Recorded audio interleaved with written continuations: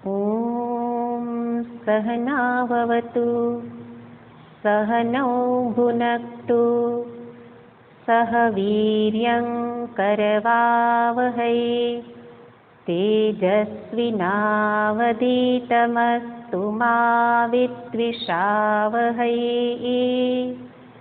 ॐ शान्ति शान्ति शान्तिः। ब्रह्मानन्दं परमसुखदं केवलं ज्ञानमूर्तिं द्वन्द्वातीतं गगनसदृशं तत्त्वमस्यादिलक्ष्यम् एकं नित्यं विमलमचलं सर्वधी साक्षिभूतं भावातीतं त्रिगुणरहितं सद्गुरुं तं नमामि।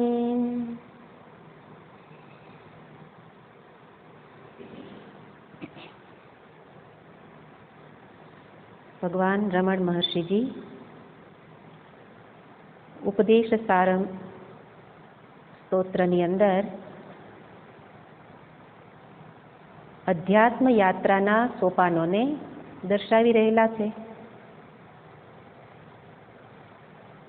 अने ए अध्यात्म यात्राना अंतर्गत अंते दर्शावेलुं हतुं के अभेद भावना करो।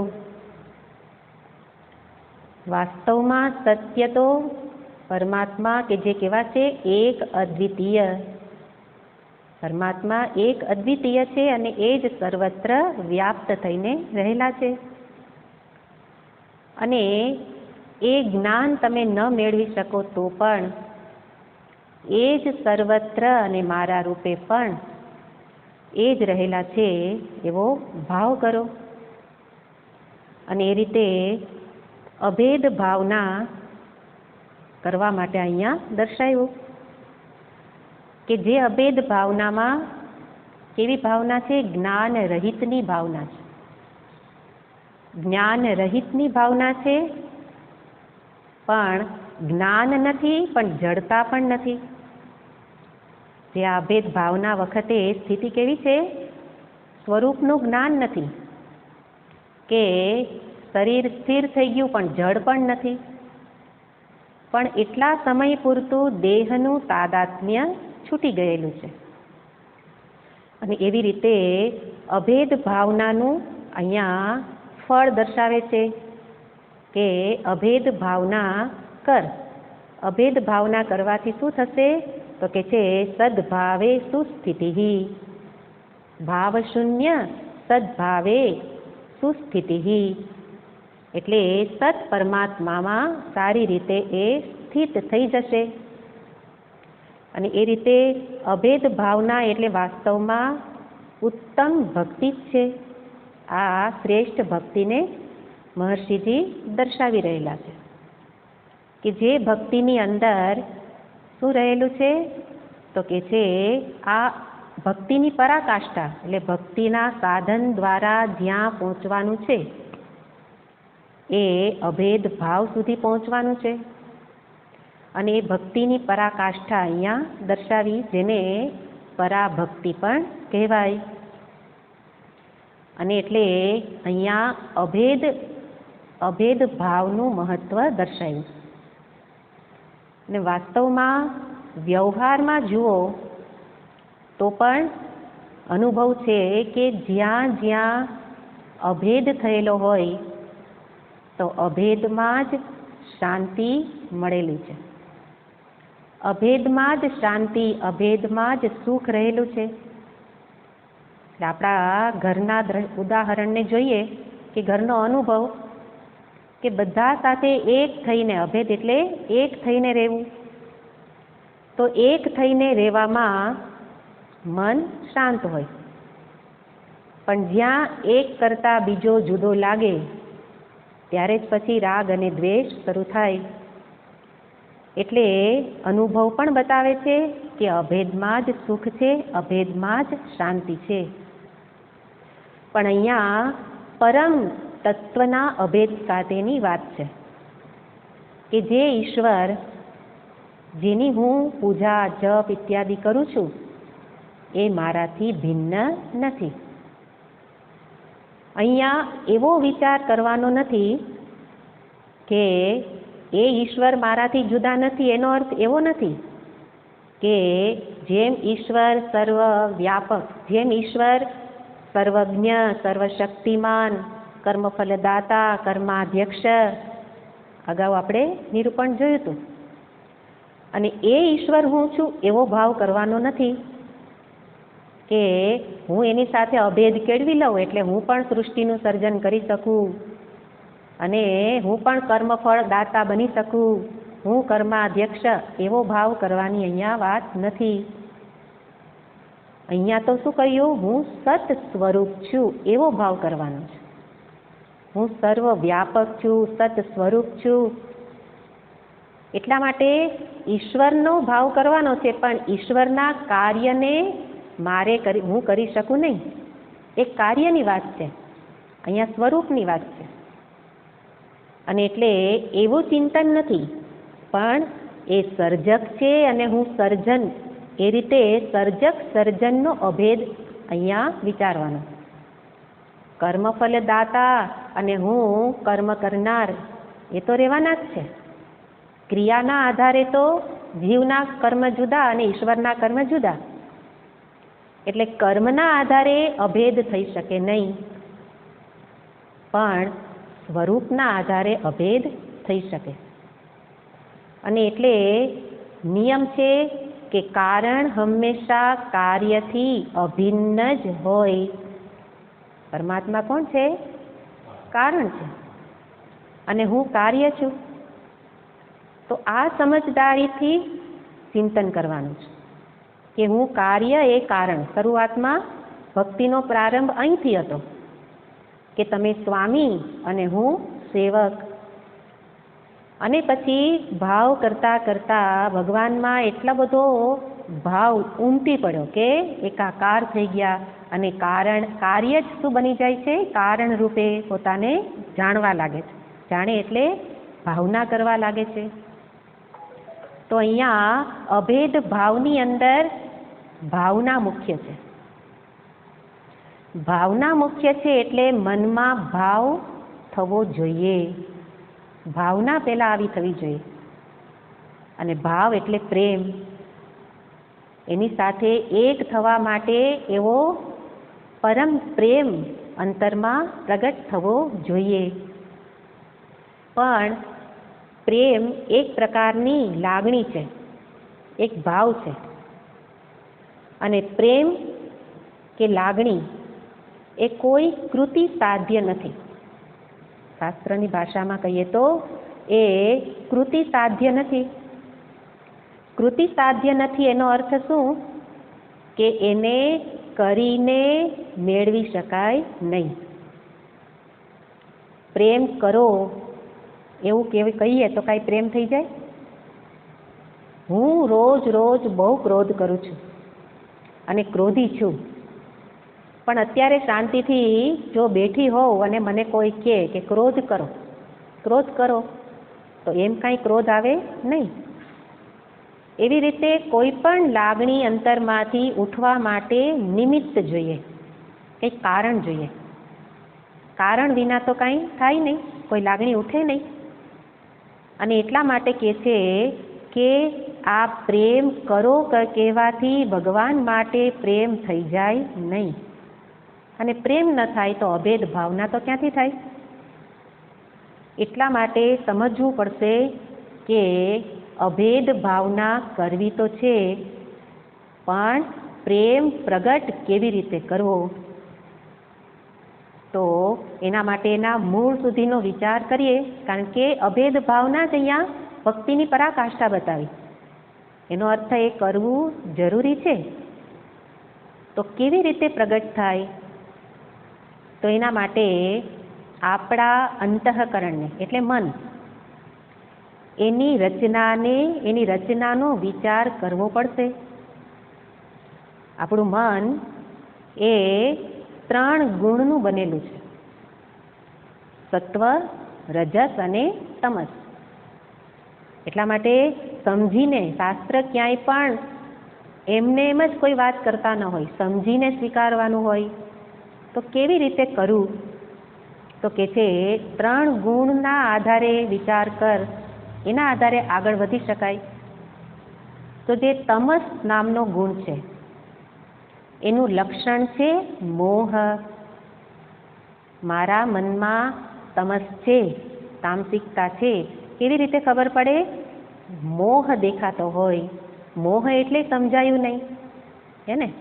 મોહ એટલે મારા મનમાં મોહ છે એવો સ્વીકાર થતો જ ન હોય, કારણ કે મોહ કેવી રીતે દેખાય? એ દેખાતો નથી. તો એની ક્રિયા છે. મોહ કેવી રીતે કરાવે?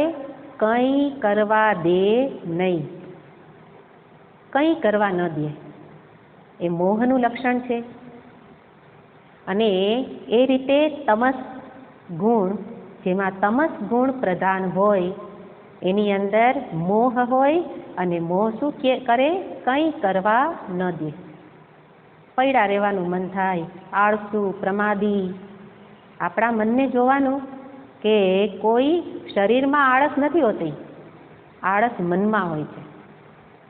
એટલે મનની આળસ, તો એના માટે અહીંયા કે છે અંતરમાં તમસ રહેલો છે.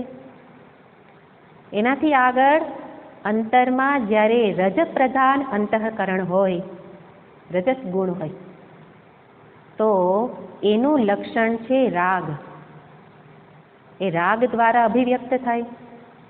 હવે રાગ પણ ઓળખાતો નથી. આપણે પ્રેમને શું કહી દઈએ? રાગ. રાગને જ કહી દઈએ પ્રેમ. ઉલટું કરી દેતા હોઈએ, રાગને પ્રેમ કહેતા હોઈએ. તો કેવી રીતે ઓળખવું કે આ મનમાં રાગ છે, એનો અર્થ રજસ છે? તો કે જે મોહ કંઈ કરવા ન દે, એવી રીતે રાગ શાંતિથી બેસવા ન દે, હે ને? દોડાવે. રાગ શું કરે? દોડાવે. જેના માટે રાગ છે એ દોડાવે, ને દ્વેષ હોય ત્યાંથી ભગાડે. એની સાથે રાગ ને દ્વેષ જોડકા જ છે. અને એટલે રજસ અંતઃકરણમાં, રજ પ્રધાન અંતઃકરણ હોય એનું લક્ષણ રાગ. અને એ શું કરે? શાંતિથી બેસવા ન દે. એનો અર્થ કંઈક ને કંઈક કર્યા જ કરવાનું. એટલે સત્સંગ કરતા હોઈએ તો આપણને શું થાય? ઓનલાઈન છે ને, માતાજી તો ક્યાં જુએ છે ઘરમાં આવીને, હે ને? એટલે આટલું કામ કરી લઉં, કાંઈ નહીં તો લસણ ફોલાઈ જશે, હે ને? તો એવી રીતે સત્સંગ ન થાય, કારણ કે ધારણ ન થાય. કામ તો બંને થાય, સાંભળવાનું થાય અને કામે થઈ જાય, પણ શબ્દ અંતરમાં ધારણ ન થાય, કારણ કે રજસ પ્રધાન અંતઃકરણ છે. એ આ જ્ઞાનને ધારણ કરવા જ ન દે. હાથમાં કંઈ ક્રિયા ચાલતી હોય તો મન શાંત ન હોય, તો એ વ્યક્તિ શું કરશે? કંઈક ને કંઈક કર્યા જ કરશે. તો એને બતાવવામાં આવે કે તારાથી કર્યા વિના રહેવાતું નથી, તો શું કર? કર્તવ્ય કર, તારે આ કરવું જોઈએ. એટલે શું કરે? ધર્માચરણમાં લગાવવાનો. જેનાથી બેસાતું નથી એને શું કહો? તો પછી કરવું જ છે, તો ધર્મ કર્મ કર, સેવા કર. તો એ રીતે અંતરમાં રજ પ્રધાન છે. જ્યારે ત્રીજા પ્રકારનું અંતઃકરણ, જેમાં સત્વ પ્રધાન છે, કે જે સત્વ છે એ શાંતિનું પ્રતીક છે, પ્રેમનું પ્રતીક છે. તો જેના અંતરમાં સત્વ વધારે હશે એ શું કરશે? એના અંતરમાં પ્રેમ પ્રગટ થશે. તો આગળ જે ચર્ચા આપણે શરૂ કરી કે પ્રેમ કરો એમ પ્રેમ ન થાય, પણ પ્રેમ કોના અંતરમાં પ્રગટ થાય? જેનું અંતર સાત્વિક છે. એટલે પેલી રાજસિક વ્યક્તિ, એને કેવું પડે? કરવું જોઈએ, કરો. ધર્મ છે એ ધર્મ કરાવવાનું હોય, ધર્મ થાય નહીં. કારણ કે ધર્મ કર્મ કરવાની ઈચ્છા થાય જ નહીં.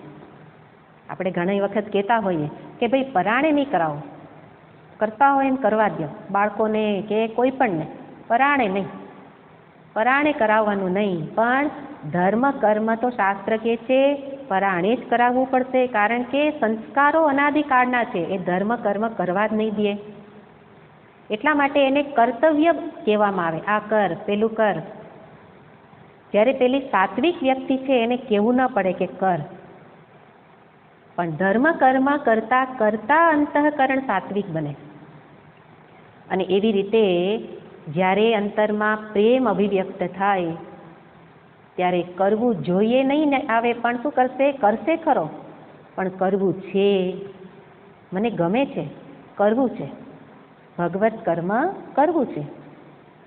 તો રજસમાંથી સત્વમાં પ્રવેશ થાય અને ત્યારે એ પ્રેમ પ્રગટ થાય. એ પ્રેમને શાસ્ત્ર કહે છે ભગવાન સાથે જોડી દો. નહીં તો પ્રેમ પ્રગટ થાય ને વ્યક્તિ સાથે જોડાય તો ફરી પાછું રાગનું સ્વરૂપ ધારણ કરશે. એટલે એ પ્રેમને ભગવાન સાથે જોડી અને એની સાથે એ ભગવત કર્મ કરતા કરતા અભેદ કેળવવાનો છે. પ્રેમથી જ અભેદ પ્રાપ્ત થશે. અને એ પ્રેમ રોજ રોજ વધવો જોઈએ. નારદ ભક્તિ સૂત્રમાં નારદજી કહે છે કે કામના રહિતમ ગુણરહિતમ પ્રતિક્ષણમ વર્ધમાનમ. ત્યાં પ્રેમને બતાવે છે કે પ્રેમ કેવો હોવો જોઈએ? કામના રહિતમ ગુણરહિતમ.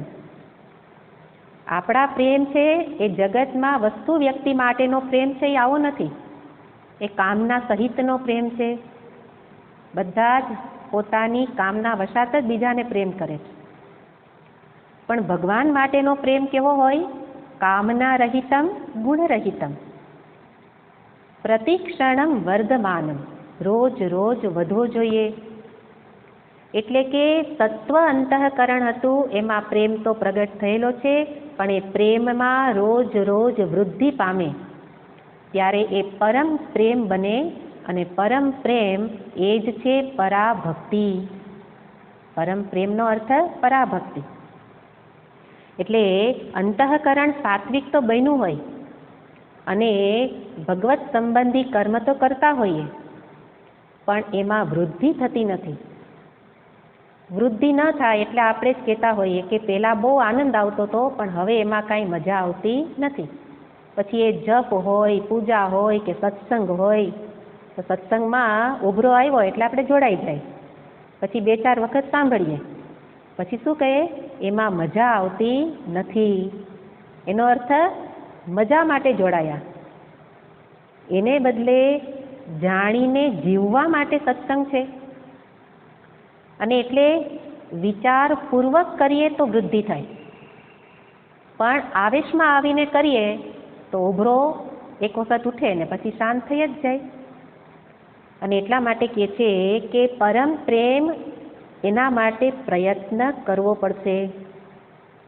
એક વખત પ્રયત્ન, આ બધા જ સ્થાનમાં પ્રયત્ન છે. તમસમાંથી રજસમાં જવું, રજસમાંથી સત્વમાં જવું, અને સત્વમાં પ્રેમ પ્રગટ થાય, ભગવાન ગમે, એના માટે કંઈક કરવું ગમે, તો પછી શું કરવું?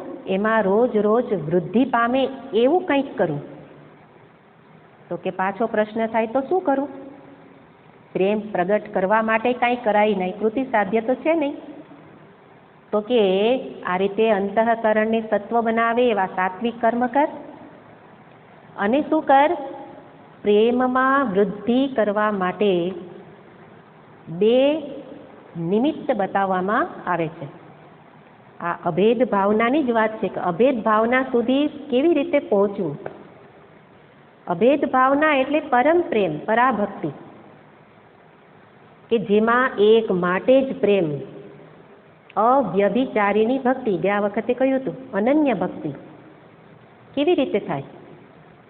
તો એના માટે કહેવામાં આવે, એક વસ્તુ બતાવવામાં આવે કે ભગવાનના ગુણ ક્રિયાનું ચિંતન કરો.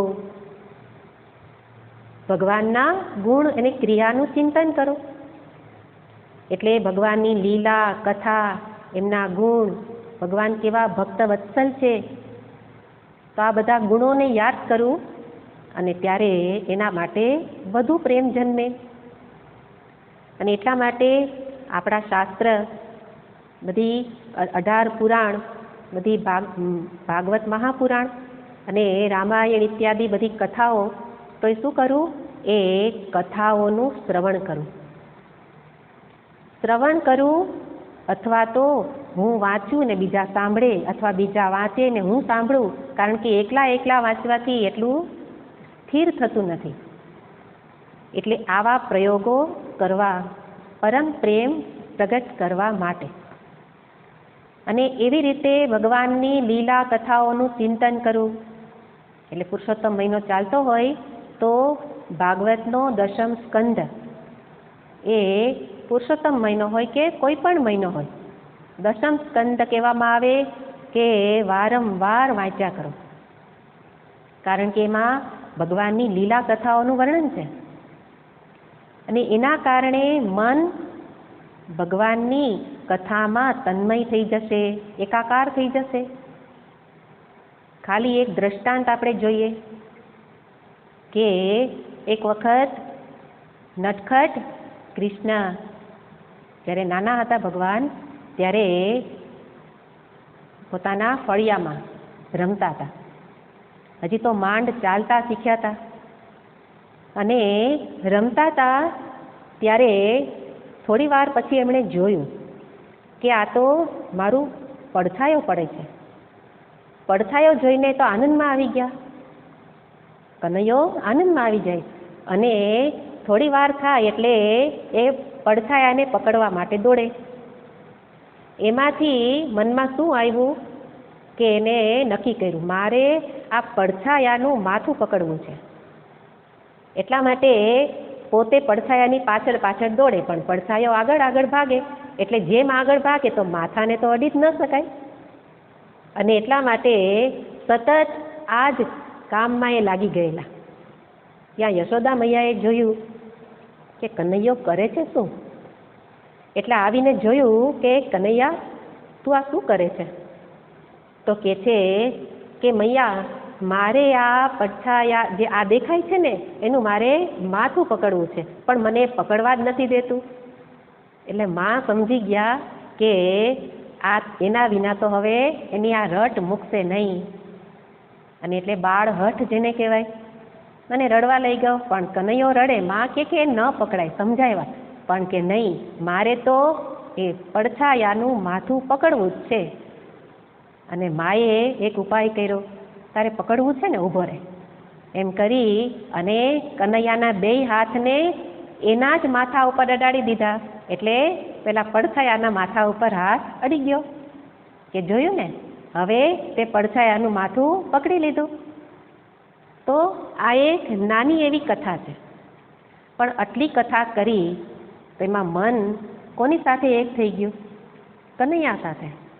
તો એ જે સાંભળીએ, ફરી પાછું યાદ કરીએ તો મન એમાં ને એમાં લીન રહેશે, બીજું બધું ભૂલાઈ જશે.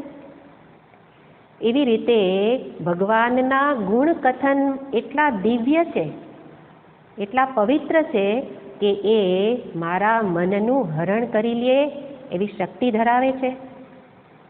એટલા માટે એવું કહેવાય છે કે રૂક્ષ્મણીજીનો એના જીવનનો પ્રસંગ છે કે રૂક્ષ્મણીજીએ ક્યારેય ભગવાનને જોયા નહોતા. લગ્ન પૂર્વે દ્વારિકા નગરી કોઈથી ગયેલા નહીં અને ભગવાન કૃષ્ણ કદી પણ એમના નગરમાં આવેલા નહીં. અને એટલા માટે દ્વારિકાથી કોઈ બ્રાહ્મણ, કોઈ સંતો કે કોઈ પણ અતિથિ મહેલમાં આવે અને રાજાની પાસે કૃષ્ણના ગુણગાન ગાય કે દ્વારિકાનો નાથ તો આવો છે, કે કેવો કૃપાળુ છે, દયાળુ છે, અને એના ગુણ ને એમની કુશળતા ને એમના કર્મ ને બધી વાતો કરે. અને રૂક્ષ્મણીજી એ બધું સાંભળે. સાંભળીને રૂક્ષ્મણીજીને એ ભગવાન માટે પ્રેમ જાગૃત થયો. એટલા માટે રાધાજીનો પ્રેમ, રૂક્ષ્મણીજીનો પ્રેમ એ સામાન્ય વ્યક્તિ જેવી વાસના નથી, એ શુદ્ધ પ્રેમ છે. અને એ સાંભળીને પ્રેમ પ્રગટ થયો અને એમને થયું કે આ જ પુરુષ છે, એને જ મારે પરણવું છે. કેવું દિવ્ય જીવન છે, એમના ગુણ કેવા, એમના કર્મ કેવા. અને એટલા માટે એમણે એક પત્ર લખ્યો. પત્રને ભજનની રીતે અલગ રીતે ગાવામાં આવે છે, પણ ભાગવતની અંદર શ્લોકમાં એ પત્ર લખેલો છે. અને એ પત્રમાં રૂક્ષ્મણીજી લખે છે કે શ્રુત્વા ગુણાન, મેં શું કર્યું? આપના ગુણોનું શ્રવણ કર્યું છે. શ્રુત્વા ગુણાન ભુવન સુંદર શૃણવતામ તે, હે ભુવન સુંદર, આપના ગુણોનું મેં શ્રવણ કરેલું છે. કેવી રીતે શ્રવણ થયેલું છે? નિર્વિશ્ય કર્ણ વિવરૈહી, મારા કર્ણરૂપી છિદ્રોમાં એ આપના ગુણોએ પ્રવેશ કરી લીધો. અને એને કાર્ય શું કર્યું? હરતોંગ તાપમ, મારા અંગે અંગમાં જે તાપ હતો એનું હરણ કરી લીધું છે. કોણે હરણ કર્યું? આપનું દર્શન તો કર્યું નથી, પણ આપનું ગુણ એમનું માત્ર શ્રવણ કર્યું. એટલા માટે ત્વયી અચ્યુત આવિશતિ ચિત્તમ મે, હે અચ્યુત, આપના અંદર મારું ચિત્ત પ્રવેશી ગયેલું છે. એનો અર્થ મારે હવે આપને જ પ્રાપ્ત કરવાની ઈચ્છા છે. અને પછી એમણે ઘણા બધા શ્લોકોમાં પત્ર લખેલો છે. પત્રમાં ઘણા બધા શ્લોકો છે અને ભાગવતની અંદર એનું વિસ્તારથી નિરૂપણ છે. અને પોતાના એક વિશ્વાસુ બ્રાહ્મણના હાથમાં આપી અને ભગવાન પાસે મોકલે છે. અને એટલી બધી ત્યાં વિસ્તારથી એમણે વર્ણન પત્રમાં કર્યું કે તમે હવે એક પણ દિવસ શિશુપાલની સાથે લગ્નની આગલા દિવસે હું જઈશ, ગિરિજા મંદિરે જઈશ અને દર્શન કરવા, ત્યાં તમે આવો અને મને લઈ જાઓ, અને નહીં આવો તો આ જીવન પૂરું થઈ જશે. તો એનો અર્થ આવો ઉત્કટ પ્રેમ કેવી રીતે જાગૃત થયો? માત્ર ભગવાનના ગુણ, એમના કર્મ, એમની કુશળતા, એમનું શ્રવણ કરીને. તો એવી રીતે મારા અંતરમાં પણ એવું સામર્થ્ય છે જ, પણ આપણે એ સાંભળવાનો પ્રયત્ન કરતા નથી. અથવા તો શું કહીએ, હવે આ કથા તો મેં સાંભળી લીધી, પણ રસપૂર્વક સાંભળો તો દરેક વખતે કથામાંથી નવો નવો રસ આવે અને એટલો વખત ભગવાનમાં મન લીન થઈ જાય. તો આવા ઉપાય, આ પહેલો ઉપાય બતાવે છે પરમ પ્રેમને પ્રગટ કરવા માટે, કે ભગવાનના ગુણક્રિયાનું ચિંતન કરીએ. કારણ કે દરેક પુરાણો, દરેક શાસ્ત્રમાં હરિ સર્વત્ર ગીયતે, પરમાત્માનું જ ગાન થયેલું છે, એક અથવા બીજા રૂપે.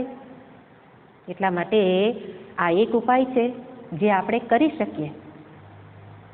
બીજો ઉપાય બતાવવામાં આવે છે કે ભગવાનના ભક્તજનનો સંગ કરો.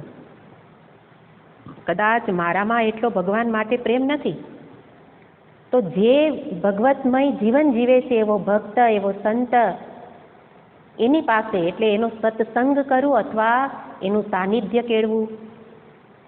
અને એ જે ભગવાનની વાતો કરે, અત્યારે આપણે શું કરીએ છીએ? સત્સંગ, સંગ કર્યો ભગવાનનો. તો એમાં શું કરવાનું છે? તો કે જે કંઈ વાતો કરે એને સાંભળવું, કે એને અંતરમાં કેટલી ખુશી થાય છે, એનું અંતર કેટલું પવિત્ર છે, નિર્મળ છે, આ બધું એક એ વ્યક્તિમાં જોઈ અને હું પણ એવી ઈચ્છા કરું કે હું પણ એણે જે કર્યું એવી રીતે અનુસરણ કરું.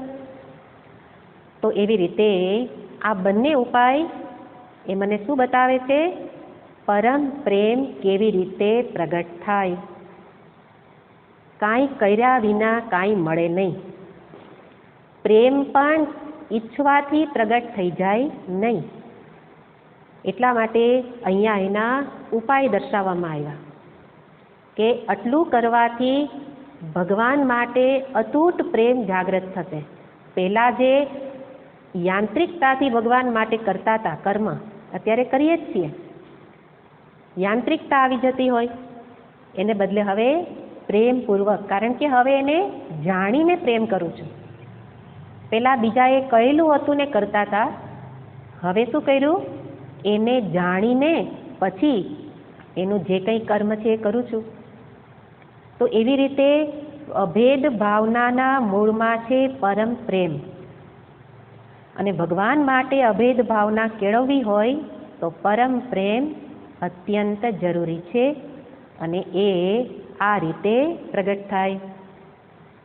સત્સંગના સમયે તો એનું ચિંતન કરીએ, પણ સત્સંગ સિવાયના સમયમાં તત્ચિંતનમ તત્કથનમ અન્યોન્યમ તત્પ્રબોધનમ, સતત એનું ચિંતન, અથવા તો કોઈ વ્યક્તિ મળે તો વ્યવહારની વાતો કરવાને બદલે એનું જ કથન, શું સાંભળ્યું તું, ચાલો તમને સંભળાવું. એટલે માટે મહાત્માઓ બહુ સ્વાર્થી હોય કે બીજાને કહેતા એ વસ્તુ પોતાની જલ્દી થઈ જાય. એટલા માટે શું કે ચાલો આવો સત્સંગ કરવા આવો, સત્સંગ કરવા આવો.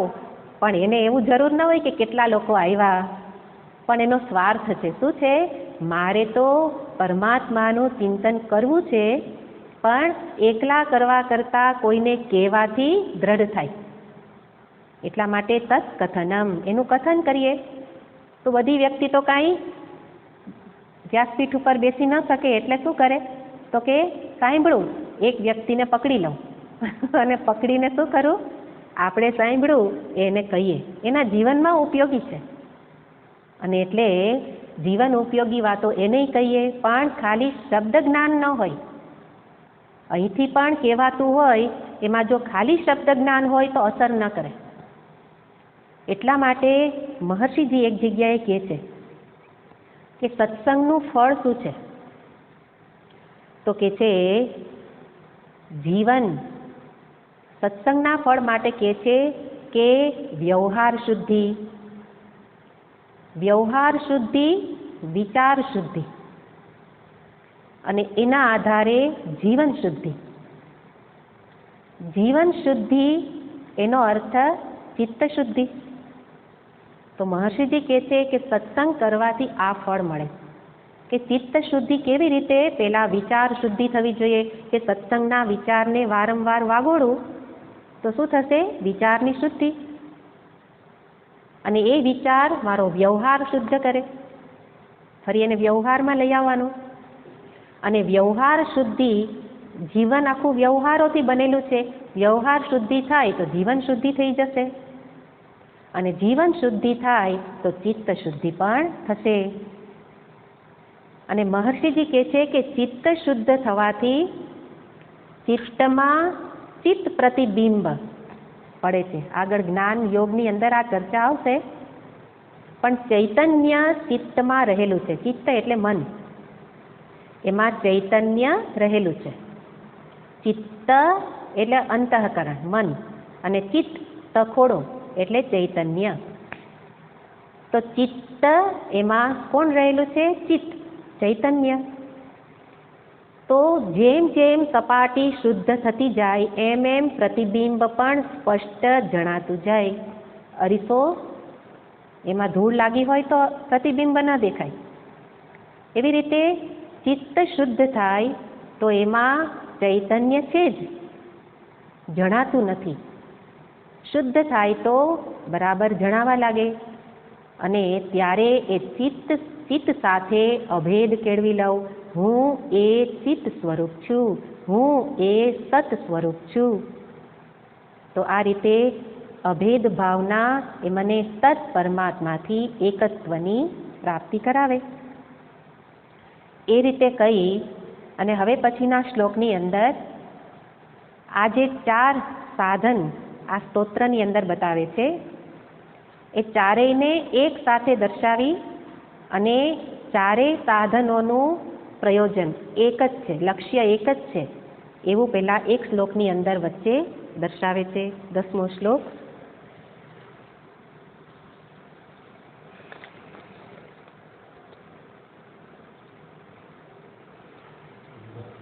હૃત્સ્થલે મન સ્વસ્થતા ક્રિયા ભક્તિ યોગ બોધાશ્ચ નિશ્ચિતમ. હૃત્સ્થલે મન સ્વસ્થતા ક્રિયા ભક્તિ યોગ બોધાશ્ચ નિશ્ચિતમ. હૃત્સ્થલે મનઃ स्वस्थता क्रिया, भक्ति योग बोध बोधाः च निश्चितम।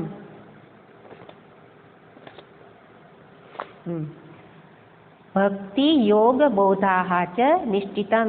નિશ્ચિતમ એટલે નિશ્ચિત થયેલું છે. કોના વડે? તો વચ્ચે ઉમેરી દેવાનું સર્વ પ્રમાણેહિ નિશ્ચિતમ.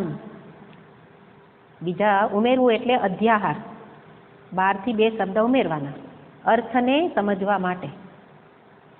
તો અહીંયા દર્શાવે છે કે એક શબ્દ અન્ય પણ ઉમેરવાનો છે, અધ્યાહાર પ્રયોજન શબ્દને પણ ઉમેરીશું એટલે અન્વય થશે યેષામ પ્રયોજને હૃત્સ્થલે મનઃ સ્વસ્થતા. આ સ્વસ્થતા સુધી એક વાક્ય છે. યેષામ પ્રયોજને એટલે જે પ્રયોજન માટે, એટલે કયું પ્રયોજન છે? તો કે હૃત્સ્થલે મનઃ સ્વસ્થતા આ પ્રયોજન છે. એટલે હૃત્સ્થલ હૃદય કમળમાં, હૃદયમાં સપ્તમી વિભક્તિ, એમાં શું કરવાનું છે? મનને સ્વસ્થ એટલે સ્થિત કરવાનું છે. આ પ્રયોજન કોનું છે? આ બધાનું. કોણ બધા? ક્રિયા, ભક્તિ, યોગ, બોધાહ. ક્રિયા એટલે કર્મયોગ, ભક્તિ યોગ, યોગ એટલે અષ્ટાંગ યોગ, અને બોધાહ એટલે જ્ઞાન યોગ. આ ચારેયને કીધું એટલે બહુવચન શબ્દ કર્યો બોધાહ. આ ચારેય એનું પ્રયોજન નિશ્ચિતમ, સર્વ પ્રમાણેહિ નિશ્ચિતમ. આ રીતે બધા જ પ્રમાણોથી નિશ્ચિત કરવામાં આવેલું છે. તો અહીંયા એક વસ્તુ જ દર્શાવી છે. શું દર્શાવવું છે? તો કે જે કરીએ છીએ એનું પ્રયોજન શું છે. બહુ મહત્વનો શ્લોક છે આ. કારણ કે બધા સાધનો તો અત્યાર સુધી આપણે કરીએ જ છીએ, આ કંઈ નવું નથી, પણ એનું લક્ષ્ય, એનું પ્રયોજન જાણતા નથી. એટલા માટે લક્ષ્ય સુધી સાધન લઈ જતા નથી. તો એટલે કે છે સર્વનું પ્રયોજન શું છે એને યાદ રાખીને કરું. સર્વનું પ્રયોજન એક જ છે, સ્વસ્થતા. કદાચ હૃત્સ્થલે ને બધા શબ્દ ન સમજાય તો એક શબ્દ યાદ રાખવાનો, સ્વસ્થતા. મનની સ્વસ્થતા, મનઃ સ્વસ્થતા. મનની સ્વસ્થતા માટે ચારે પ્રકારના સાધન દર્શાવવામાં આવે છે. અને એ સ્વસ્થતા એને અહીંયા એક નવો શબ્દ ઉમેરો, હૃત્સ્થલે. હૃદયમાં મનને સ્થિત કરવું.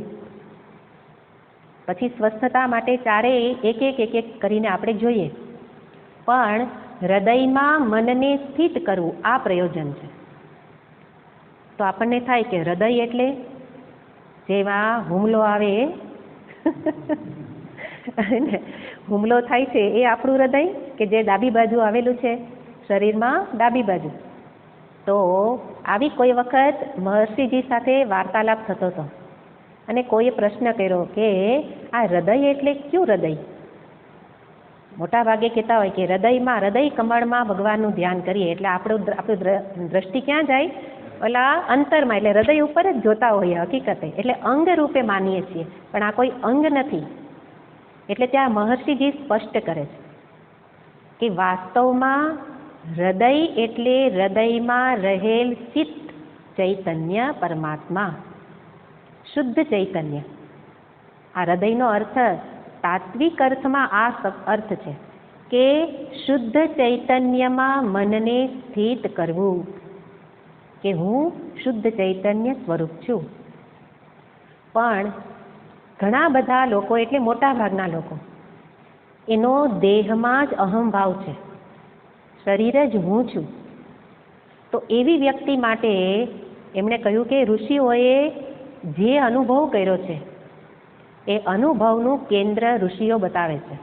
ઋષિમુનિઓ એ અનુભવના કેન્દ્રને એક હૃદય બતાવે છે, જે આધ્યાત્મિક હૃદય છે.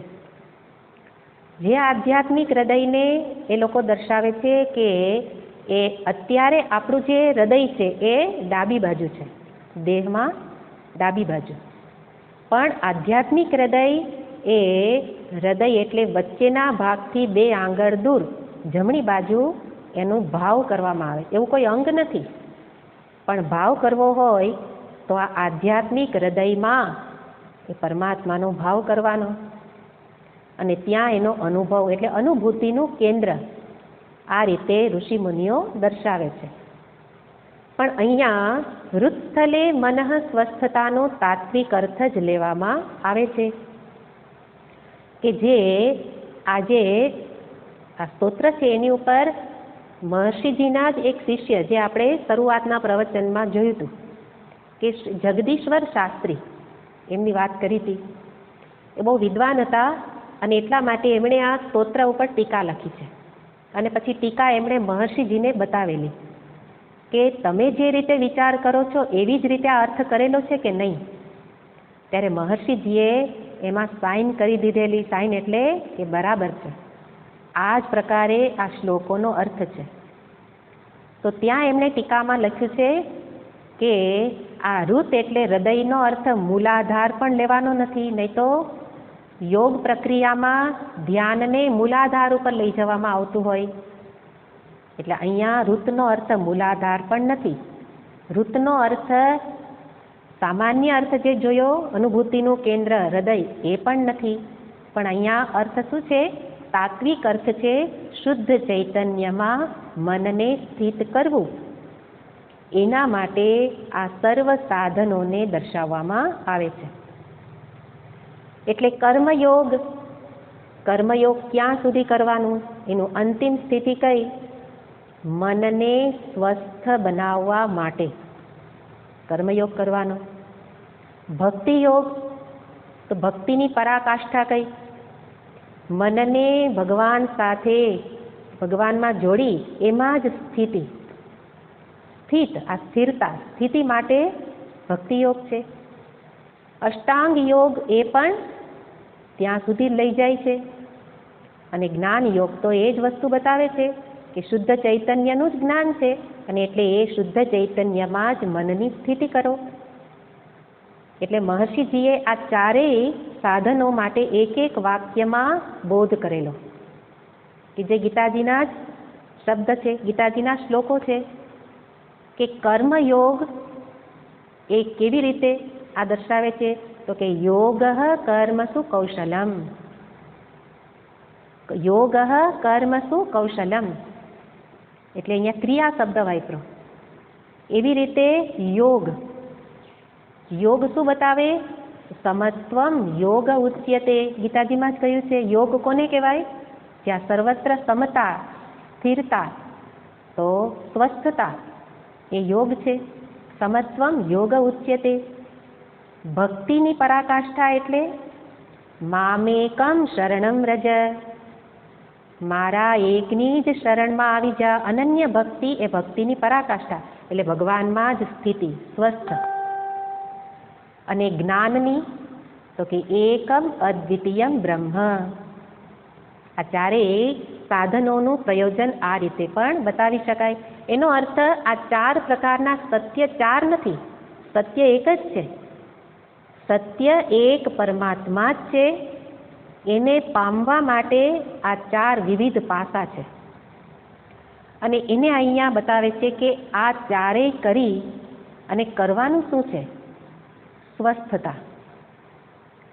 જો તમે સાધનનો પ્રયોગ કરતા હો અને સ્વસ્થતા ન રહેતી હોય તો સમજવું કે હજી સાધનને પૂરેપૂરું સારી રીતે કર્યું નથી. પેલું સાધન બતાવે છે કર્મયોગ. કેવી રીતે મન સ્વસ્થ કરવાનું? કર્મ કરીએ છીએ એ જ કર્મને કર્મયોગ ભાવથી કર. અને એટલે મનને સ્વસ્થ બનાવવા માટે. મન સ્વસ્થ બનાવવાનો અર્થ, સ્વસ્થ ક્યારે કહેવાય? જ્યારે આપણે કોઈ બીમાર હોય તો આપણે શું કહીએ? હવે સ્વસ્થ છો ને, સારું છે ને, એનો અર્થ સ્વસ્થ છો ને. તો શરીરમાં રોગ ન હોય ત્યારે શરીર કેવું બને? સ્વસ્થ. સ્વાસ્થ્ય, આપણે સ્વસ્થ ઉપરથી શબ્દ છે સ્વાસ્થ્ય. તો આપણે સવારથી શરીરના સ્વાસ્થ્ય માટે જ બધું કરીએ છીએ. શરીરના સ્વાસ્થ્ય માટે કરીએ છીએ, પણ મનના સ્વાસ્થ્ય માટે કંઈ કરતા નથી. મનમાં રોગ છે એ જ પેલા ખબર નથી. એટલા માટે પેલો સાયકિયાટ્રિસ્ટ પાસે કોણ જાય? જેણે સ્વીકાર કર્યો કે મને મનમાં રોગ છે, એ જ દવા લેવા જાય. એટલા માટે શાસ્ત્ર કહે છે કે બધા જ માનસિક રોગી છો, પણ સ્વીકાર કરો કે મને રોગ છે. તમે બતાવો મારા મનમાં રોગ ક્યાં છે? તો કે વ્યગ્ર થઈ જાય છે, વિફળ થાય છે, કોઈ માટે તિરસ્કાર, ઘૃણા, ચિંતા આવું બધું થાય છે, તો રોગી છીએ. એનો અર્થ કોકને વધુ માત્રામાં, કોકને ઓછી માત્રામાં, પણ થાય તો છે જ. અને એટલા માટે આ મનના રોગ છે, એનો અર્થ મન સ્વસ્થ નથી. જેમ શરીર સ્વસ્થ હોય તો આપણે ધારીએ એવું કામ શરીર પાસેથી લઈ શકીએ, એવી જ રીતે મન સ્વસ્થ હોય ત્યારે મન પાસેથી ધાર્યું કામ લઈ શકાય. એટલા માટે કરવાનું શું છે? મનને સ્વસ્થ. મનને સ્વસ્થ બનાવવાનું છે, એટલે આ રોગથી મુક્ત કરવાનું છે. તો શું કરવાનું? પેલો સ્વીકાર થઈ ગયો કે મનમાં રોગ તો છે, રોગ દૂર કરવાની ઈચ્છા પણ છે, સ્વસ્થતા પણ જોઈએ છે. તો કરવાનું શું? સાધન પંચકમ બતાવે, તેને શસ્ય વિધીયતામ અપતિતિ. એટલે તેન ઈશસ્ય અપતિતિ પૂજામ વિધીયતામ. એ ઈશ્વરને માટે સામે રાખીને તું પૂજા એટલે કોઈ પણ કર્મ કર, ઈશ્વરાર્પણ ભાવથી કર્મ. સ્વાર્થ પ્રેરિત થઈને કર્મ થતું હતું, અને એ મને કેવું બનાવે છે? વિફળ બનાવે છે. જ્યારે પણ મનમાં વિફળતા, વ્યગ્રતા કે આ દર્શાવે એવા કોઈ પણ વિરોધી ભાવ જાગે, કામ, ક્રોધ, લોભ ઇત્યાદિ બધા જ, ત્યારે સમજવું આપણે જે કરીએ છીએ એના મૂળમાં સ્વાર્થ રહેલો છે. મારા માટે કરું છું. તો અહીંયા એનો ઉપાય બતાવે છે કે તારે એમાંથી શાંતિ જોઈતી હોય, સ્વસ્થતા જોઈતી હોય નહીં, જોઈએ જ છે. તો શું? તો કે સ્વાર્થ પ્રેરિત કર્મ છોડી પરાર્થે જીવન જીવ, કોઈના હિતાર્થે કર્મ કર. આપણને તો ખાલી શરૂઆતમાં કહ્યું હતું, બધાને મેં કહ્યું હતું કે મહામારીના નિવારણ માટે બધા વિષ્ણુ સહસ્ત્રનો પાઠ કરજો. એટલે પેલું માર્ચ મહિનાનું લોકડાઉન થયું ત્યારે આપણે બધાએ એક દિવસ એક સાથે મળીને ઘરે બેસીને પાઠ કર્યા. પછી પણ કહેવામાં આવ્યું હવે આ રોજ એક વખત પાઠ કરી લેજો. શું કામ? મહામારીના નિવારણના સંકલ્પથી કરજો. પછી આપણે પૂછીએ તો શું કહે? કરું જ છું, પાઠ તો નિયમથી કરું છું, એ તો મને રોજની ટેવ જ છે. રોજની ટેવ માટે નહીં, સંકલ્પ થવો જોઈએ, આ પાઠ હું મહામારીના નિવારણ માટે કરું, તારા માટે નહીં. પણ આપણે ફરી પાછું રોજ કરવામાં તો આપણું જ પ્રયોજન હોય, સંકલ્પ થઈ જ ન શકે. આપણે કોઈ માટે નામ સ્મરણ પણ નથી કરી શકતા. એકવાર કરવાનું હોય તોય પરાણે થઈ જાય, રોજ તો યાદ જ ન આવે. અને પછી રોજ કે ક્યારે યાર બધું દૂર થશે, ન જ થાય. તે કર્યું શું? બીજા માટે કર્યું જ ન હોય. એમ બધી વ્યક્તિ પોતાના માટે જીવતી હોય તો મહામારી આવે જ. મહામારી આવી એનું કારણ જ છે લોકોને જાગૃત કરવા કે પરાર્થે જીવન જીવો, બીજા માટે જીવો. પણ આપણાથી એક પ્રાર્થનાય નથી થતી. આપણા જીવનને જોવાનું. દિવસ દરમિયાન આપણે કોઈના માટે શુભ સંકલ્પ પણ કર્યો, કોઈના માટે શુભેચ્છા આપી, એના માટે ઘણી બધી આપણા મનમાં કુભાવ લઈ આવ્યા હશું, એનું આમ થશે ને એનું તેમ થશે. પણ આપણે કોઈનાય માટે હૃદયમાંથી શુભેચ્છા નીકળી છે? તો પછી સ્વસ્થ મન ક્યાંથી થાય? એટલા માટે મનની સ્વસ્થતા માટે જ આ બધી સાધના છે. નહીં તો કર્મ ઢસરડો જીવનભર ઘાંચીના બળદની જેમ કૈરે જ રાખો અને દુઃખી થયા કરો. તો મહાત્માઓને, સાધુ સંત ભક્ત કે સેવા કરનારા લોકો સુખી છે. એનું કારણ શું કામ? પરાર્થે જીવન જીવે છે. સૃષ્ટિના કલ્યાણાર્થે એના દરેક કાર્ય હોય છે. તો હું દરેક કાર્ય ન કરું, બહાર સેવા કરવા ન જાઉં, પણ મારા કર્મની અંદર ભાવના તો કરી શકું. અને એટલે કહ્યું કે સ્વાર્થે જીવવાને બદલે પરાર્થે જીવ. સર્વવ્યાપક પરમાત્મા કેવા છે? સર્વવ્યાપક. સર્વવ્યાપકને પ્રાપ્ત કરવા માટે પ્રારંભ સર્વના વિચારપૂર્વક કર્મ કરવાથી થવો જોઈએ. પ્રાપ્તિ કોની કરવી છે? સર્વવ્યાપકની, ભગવાનની. સર્વવ્યાપકને મેળવવા હોય તો સર્વનો વિચાર પહેલા થવો જોઈએ. આપણે તો આપણા ઘરમાં પણ બધાનો વિચાર નથી થતો કે મારા બે શબ્દથી બીજાને શું થશે, એ વિચાર નથી થતો. અને ઉગ્રતાથી બોલી દેતા હોઈએ, ઉગ્રતાથી મન ફાવે એવી વાણીનો પ્રયોગ થતો હોય, એવા કર્મ થતા હોય, તો પછી કર્મયોગ ક્યાં થયો? તો એ સેવાનું શું ફળ? બીજા માટે કરીએ, ગમે એના માટે કરો, કે ઘરમાં પણ તમે બધી જવાબદારી સંભાળો, પણ જ્યાં સુધી તમારા આ દેહાદી પર કંટ્રોલ નથી અને સાથે સાથે પરાર્થે ભાવના નથી, બીજાનો વિચાર નથી, ત્યાં સુધી સ્વસ્થતા પ્રાપ્ત ન થાય. અને એટલા માટે શું કરવાનું છે? પ્રયત્ન. એટલા માટે પહેલું વાક્ય કાઢી નાખવાનું, હું તો આ બધું કરું જ છું. એ વાક્યને ક્યારેય બોલવાનું નહીં. હું સંસ્કૃત વ્યાકરણ શીખવા આવતી હોય બહેનોને કહેતી હોઉં કે મને તો આવડે જ છે એવું ક્યારેય ન બોલવું, આવડી જાય ત્યારેય ન બોલવું. ઉપનિષદ પણ બતાવે છે, શિષ્યને ગુરુ બતાવે છે કે ગુરુજી પૂછે છે તને બધું સમજાઈ ગયું કે કેનોપનિષદમાં? સુવેદ? તો શિષ્ય કહે છે નાહમ સુવેદ નાહમ મન્યેતિ વેદ. હું સુવેદ રૂપે જાણું છું એવું નથી, પણ નથી જાણતો એવું નથી. બુદ્ધિમાન શિષ્ય છે, કારણ કે ક્યારે પણ પૂર્ણ વિરામ આવે જ નહીં. એવી રીતે કર્મ વિશે હોય તો આપણે તરત કહીએ હું તો આમ જ કરું છું, એવું સંભવ જ નથી.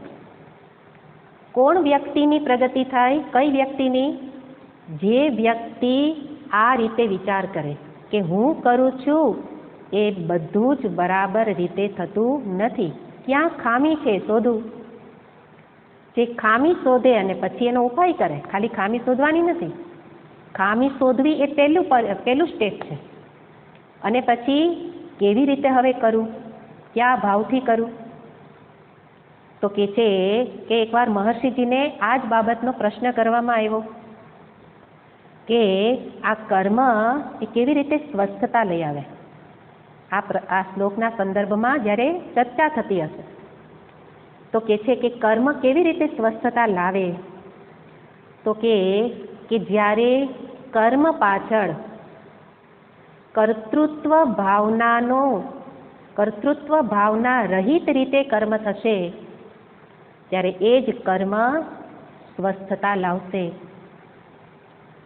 કર્તૃત્વ ભાવનાથી રહિત, હું કરું છું એવા ભાવથી રહિત, એટલે કે કરવાપણાના અભિમાનથી રહિત, એ જ છે કર્મયોગ.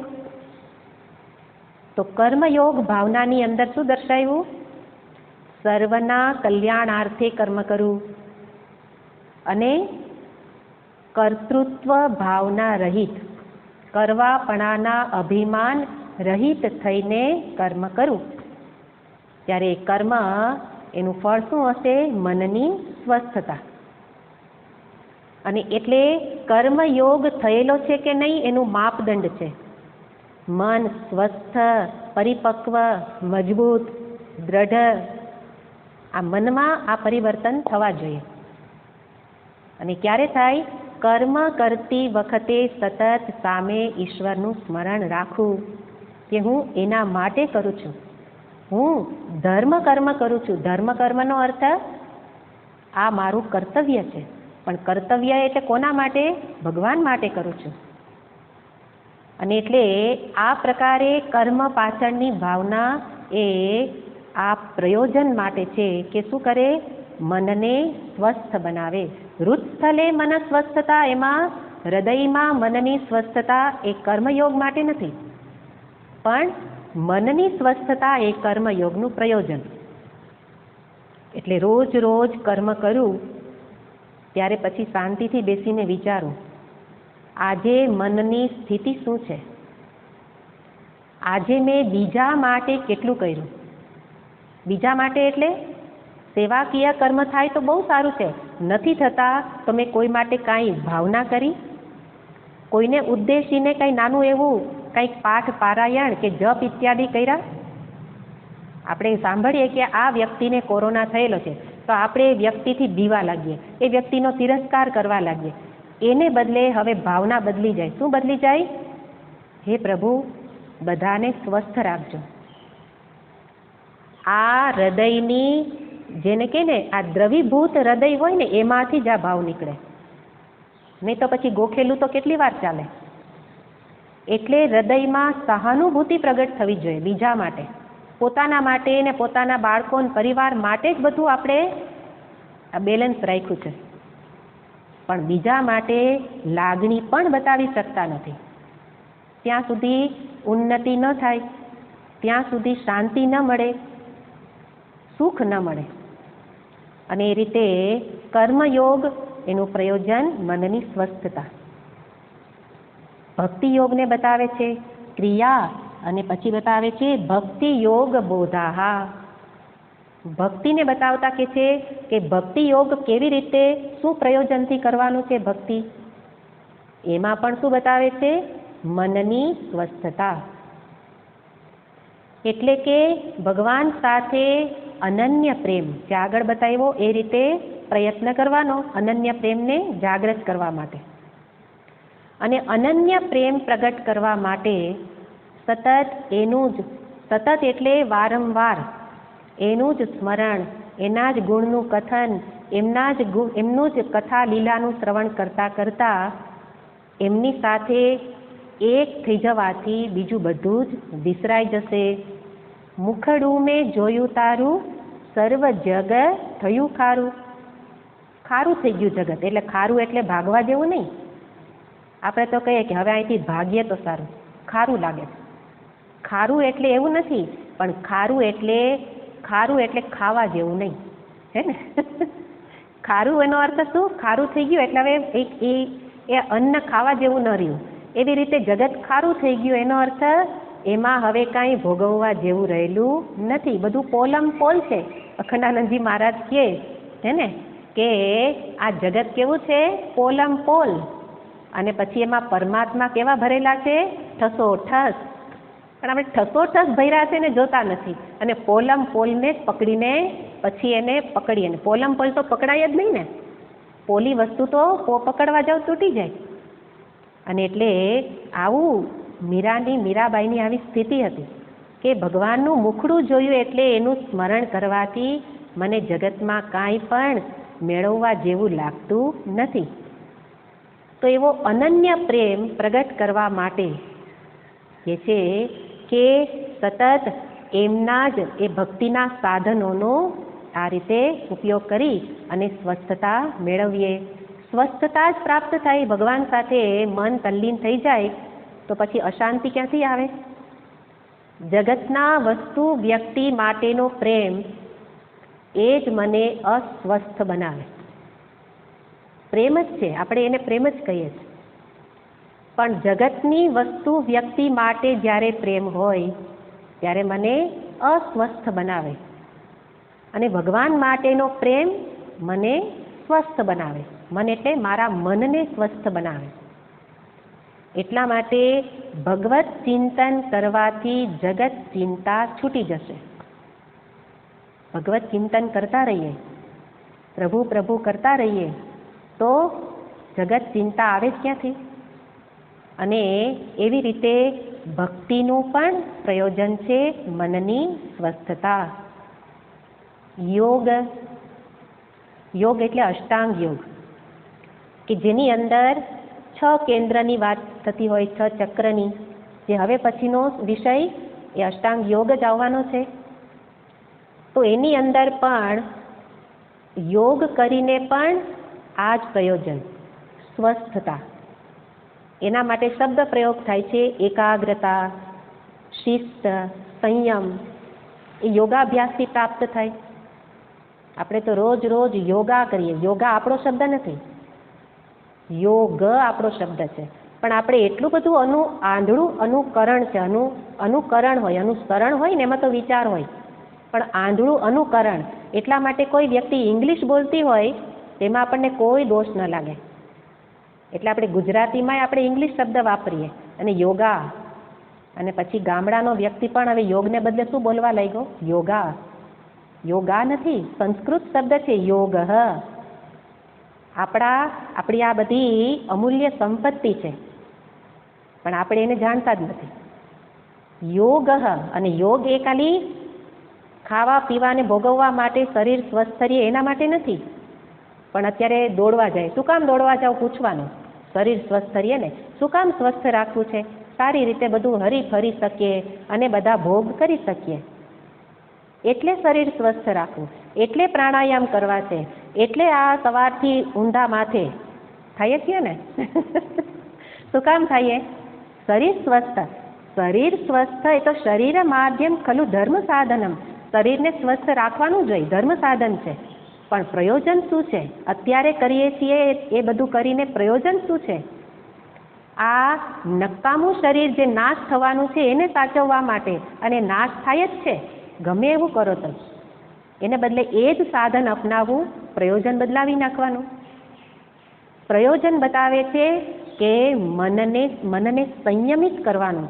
શરીરથી લઈ શરીર, ઇન્દ્રિય, મન, બુદ્ધિ, પ્રાણ પર્યંત સંયમ કેળવવા માટે છે. અને સાથે સાથે શિસ્ત મારીએ, એકાગ્રતા પ્રાપ્ત થાય એના માટે આ યોગ, એ યોગ આ પ્રયોજનથી હવે પછી દર્શાવશે. અને ભગવાને તો આ યોગને ગીતાજીના 6થા અધ્યાયમાં બહુ વિસ્તારથી બતાવ્યો. ધ્યાન યોગ, કે જેની અંદર પહેલું જ સોપાન બતાવી દીધું, યુક્તાહાર વિહારસ્ય. આ શ્લોક મને એટલો ગમે કે કાંઈ પ્રશ્ન હોય ને બધા જવાબ આની અંદર આવી જાય. શું ખાવું? ખાવું કે ન ખાવું? યુક્તાહાર. જાવ કે ન જાવ? યુક્ત વિહાર. યુક્ત. ભગવાન યુક્તત્વ, સમત્વ એના આગ્રહી છે. કોઈ છેડે નહીં, આ ન જ કરું અથવા બહુ કરું. સમત્વમ યોગ ઉચ્યતે. વચ્ચે રહ્યો. કરવું ખરા, પણ એમાં એટલું કરું કે કર્મની જંજાળમાં ફસાઈ જાઓ એટલું ન કરું, પણ છોડવું નહીં. કર્મનો એટલે ઉપનિષદ તો આ જ વસ્તુ બતાવે છે કે કર્મ ત્યાગનું મહાત્મ્ય બતાવનાર ઉપનિષદ સ્વયં કહે છે કે કર્મ કર. પેલા ઉપદેશ શેનો આપે? કર્મનો ત્યાગ કર, અને પછી સમર્થન કોનું કરે? કર્મ કર. તો એની પાછળ કંઈક વચ્ચે આવતું હશે ને, કંઈ વિરોધી વાતો તો ઉપનિષદ વિરોધી જ વાતો કરે છે, પણ અર્થ સમજવો પડે કે કર્મ ત્યાગ કરી શકાય એમ નથી, એટલે કર્મ કરવાના જ છે. તો પ્રયોજન બદલી નાખ. સૃષ્ટિના કલ્યાણાર્થે, સર્વના હિતાર્થે, પરાર્થે જીવ. એવી રીતે કર. એવી રીતે અહીંયા યોગ માટે ભગવાન કહે કે આ એટલે તો ભગવાનનું નામ જ છે. ભગવાન કોણ છે? યોગેશ્વર છે, જેણે યોગનો ઉપદેશ આપ્યો. મહાયોગી છે. મહાયોગીની વાતો સાંભળવાને બદલે આપણે નાના નાના યોગીને અનુસરવા માંડ્યા, જે યોગીને પોતાને ખબર નથી કે આ યોગ શાસ્ત્રના પ્રણેતા કોણ હતા. અષ્ટાંગ યોગ, ઘણી જગ્યાએ મારે આ યોગ માટેનું જે કાંઈ ફંક્શન થતા હોય એમાં હું 2-4 વાર ગયેલી છું. તો ત્યારે મેં આ જ વસ્તુ કહી હતી કે પહેલાં તમે જે કરો છો એનું મૂળ તો જાણી લેવું જોઈએ કે ખરેખર આ અષ્ટાંગ યોગ 8 અંગના નામ તો આવડવા જ જોઈએ. તો પ્રાણાયામ તો વચ્ચે આવે છે, એની પહેલાં આગળના સ્ટેપ છે એને તો અનુસરીએ. અને એટલે આવું જાણ્યા વિના શું કામ એને? તો કે અંધેન નિયમાના યથાંધાહ. આગળ પેલો કરાવનાર જ જાણતો નથી તો હું શું જાણીશ? અને શાસ્ત્રને જાણવાની તો ઈચ્છા નથી થતી. તો અહીંયા શાસ્ત્ર બતાવે છે ભગવાન પોતે કહે છે આ યોગ છે, અને યોગ કરવાથી શું કરવાનું છે? મનને સ્વસ્થ. યોગાભ્યાસ કરીને પણ મન અસ્વસ્થ રહેતું હોય તો યોગાભ્યાસ પ્રયોજનથી થયેલો નથી. સપ્રયોજન દરેક કર્મ થાય એના માટે અહીંયા ઉપદેશ છે. અને હજી જ્ઞાન યોગની વાત કરશે કે જે જ્ઞાન યોગનું તો મુખ્ય પ્રયોજન છે વૃત્ત સ્થલે મન સ્વસ્થતા. અને જ્ઞાન યોગ માટે જ કર્મયોગ છે, જ્ઞાન યોગ સુધી પહોંચવા માટે જ ભક્તિ યોગ છે, એના માટે જ અષ્ટાંગ યોગ છે. અંતે બ્રહ્મ વિદ્યા પ્રાપ્તિ સુધી પહોંચે. બ્રહ્મ વિદ્યા પ્રાપ્તિ કરી ત્યારે જ વૃત્ત સ્થલે મન સ્વસ્થ થઈ શકે. તો એ જ્ઞાન યોગ શું છે એને આપણે પછી જોઈશું. ઓમ પૂર્ણમદ પૂર્ણમિદં પૂર્ણાત પૂર્ણમુદચ્યતે પૂર્ણસ્ય પૂર્ણમાદાય પૂર્ણમેવાવશિષ્યતે.